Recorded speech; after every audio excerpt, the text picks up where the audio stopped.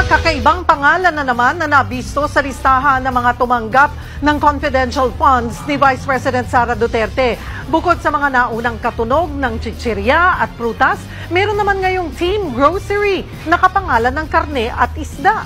Nasa frontline ng balitang yan, si Marian Enriquez. Bukod kina Mary Grace Piatos, Miggy Mango, Jay Camote at Xiaomi Ocho, merong dagdag na pangalang inilabas na umano'y nakatanggap ng confidential funds mula sa opisina ni Vice President Sara Duterte. Sina Beverly Claire Pampano, Miko Harina, Patty Ting, Ralph Joseph Bacon at Sala Kasim.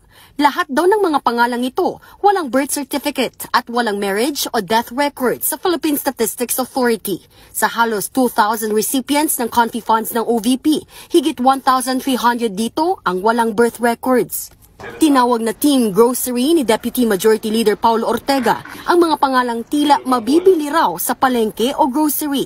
Giit niya, hindi ito ang unang beses na may nakitang katawa-tawa o kakaibang pangalan. Nakalulungkot din daw na patuloy pa itong nadaragdagan. Mukha raw sinadyang mag-imbento ng listahan para pagtakpan kung saan dinala ang pondo. Giit ni House Prosecutor at San Juan Representative Bel Zamora, mapalalakas nito ang kanilang impeachment complaint laban kay VP Sara, partikular ang Article 2 na nakatuon sa pagwaldas umano sa confidential funds ng OVP at DepEd. Paliwanag pa ni Zamora, para sa mga namimiloso po na nagsasabi kaya nga confidential dapat or fictitious names dapat. The use of fictitious names for confidential funds is not automatically legal, as in fact there are guidelines that the officials have to follow.